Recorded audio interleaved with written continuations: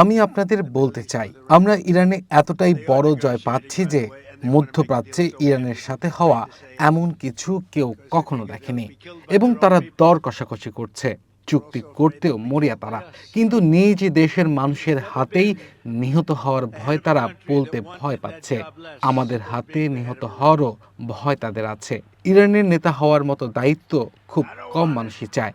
আমি তো এটা চাই না। আমরা তাদের কথা শুনি, তারা পরিষ্কারভাবে বলে আমি এটা চাই না। তারা বলে আপনাকে পরের বার সুপ্রিম লিডার বানাতে চাই।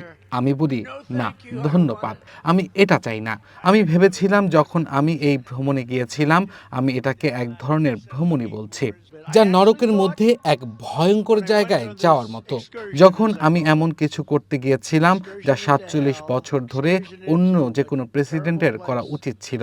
তাদের অনেকেই বলেছেন তারা এটা করতে চেয়েছিলেন, কিন্তু তাদের সেই সাহস ছিল না। আমাদের আর কোনো উপায় ছিল না। কিন্তু আমি ভেবেছিলাম পরিস্থিতি আরো খারাপ হবে। ভেবেছিলাম জ্বালানির দাম, তেলের দাম আরো বাড়বে, অনেক বেশি বাড়বে, শেয়ার বাজার নিচে নামবে, কিন্তু সেটা আমার কাছে তেমন গুরুত্বপূর্ণ নয়। আমাদের যা করা দরকার ছিল তা হলো কম সময় ক্যান্সারটা সরিয়ে ফেলা।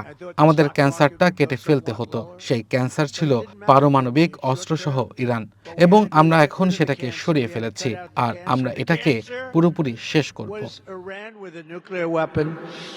And we've cut it out. Now we're going to finish it off.